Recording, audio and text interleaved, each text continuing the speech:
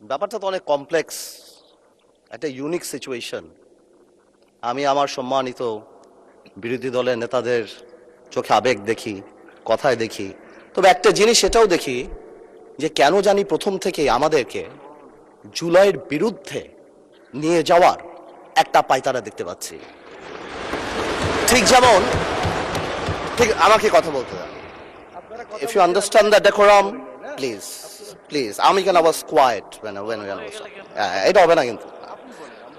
তো আমাকে আওয়ামী লীগ সরকার মনে পড়ে যায় যে আমরা যদি কোনো কথা বলতাম যুদ্ধাপরাধের বিচার চায় না, আমরা বলতাম তেলের দাম কত, যুদ্ধাপরাধের বিচার চায় না।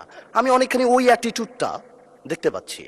সবচেয়ে বড় কথা, we have no problem with July সনদ। আমাদের প্রবলেম প্রক্রিয়া নিয়ে। আপনারা কোন প্রক্রিয়ায় করতে চাচ্ছেন, এবং আমরা আমাদের ডিসেন্ট, নোট অফ ডিসেন্ট আগে থেকেই দেওয়া। আমাদের প্রক্রিয়া ছিল, আপনারা দেখেন, উইথ ডিউ রেসপেক্ট, একদম রেসপেক্টের সাথেই বলি, আপনারা সেই সময় রেভলিউশনারি গভর্নমেন্ট করেন নাই কেন? নর্মাল গভর্নমেন্টে গেলেন কেন? ট্রানজিশনাল রেভলিউশনারি গভর্নমেন্ট করতেন। লেটস রিরাইট দ্য কনস্টিটিউশন, ছিঁড়ে ফেলে দিতেন কনস্টিটিউশনকে, নতুন করে সংবিধান বানাতেন।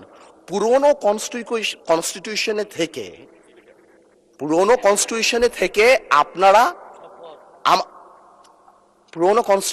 থেকে আপনারা সংবিধানকেই বাতিল করে দিতে যাচ্ছেন।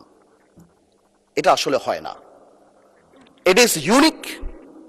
দ্য রেভলিউশন ওয়াজ ইউনিক, এর পরবর্তী government was unique, and what we had a quasi constitutional government. Doctrine of necessity তে আমরা কখনো কনস্টিটিউশনকে সম্মান দিয়েছি। ডক্ট্রিন অফ নেসেসিটিতে সংস্কারকে মাথায় রেখে অফ কোর্স রিয়েলাইজ, যেটা তো আজকে থেকে রিয়েলাইজেশন না, ৭২ থেকে রিয়েলাইজেশন, আইয়ুব খানের অত্যাচার থেকে, যে আমাদের constitutional framework is set in such a way যে কোনো মুহূর্তেই আমাদের প্রিমিয়ার একজন স্বৈরাচার হয়ে যেতে পারে। সে কারণে তো কোনো পরিশোধ করা হয়েছিল।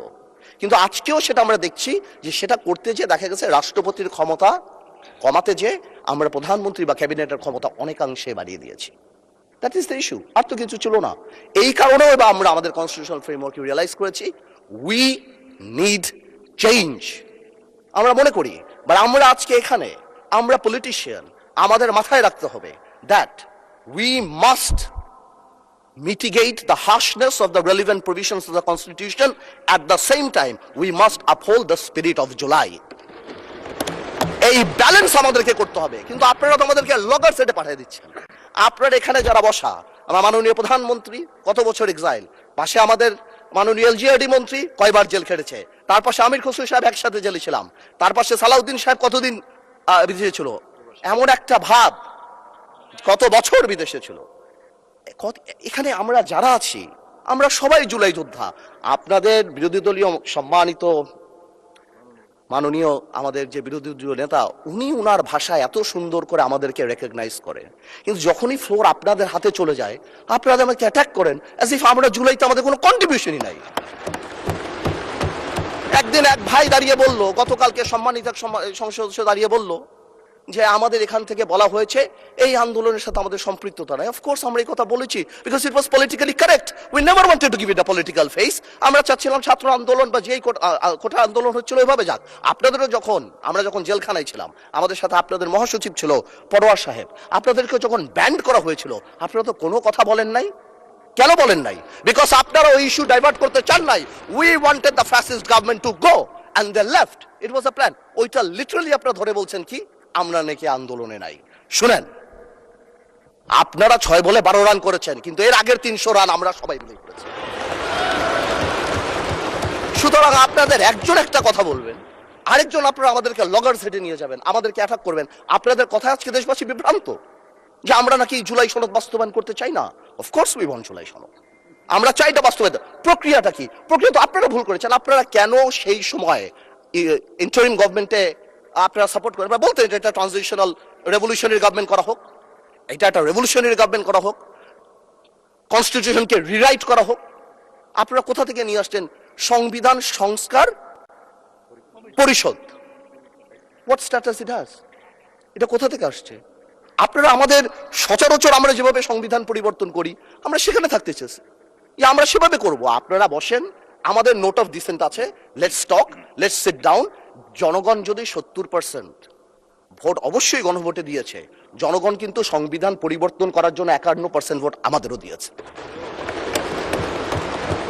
তো সেটাও তো গণভোট, অফকোর্স গণভোট। এই যে আপনারা অনেকে বলেন অবৈধ, আমি অবৈধ বলতে চাই না, it's too harsh, rigorous, but এটা সত্যি, এটা cannot be traced back in the constitution. So it is a mere unconstitutional thing. আপনারাই তো বলছে অবৈধ, আমি তো ইলিগাল বলতে চাই না, বিকজ এই গণভোট আমরা চেয়েছি, is a gesture of ours, যে we want to involve the people of the country. আমরা জনগণকে সম্পৃক্ত করতে চেয়েছি, এই কারণে আমরা গণভোটে রাজি হয়েছি, আমরা চেয়েছি। এখন গণভোটে আপনাকে একটা কথা বলি, আসলে বলা উচিত না, ইন্টারিম গভর্নমেন্ট তো আমাদেরই ছিল, কিন্তু কিছু টেকনিক্যাল লেকুনা, কিছু পলিটিক্যাল ব্লাফ তো আমরা পেয়েছি। যেমন আপনারা গণভোটে ব্যালটে 4টা কথা বলেছেন।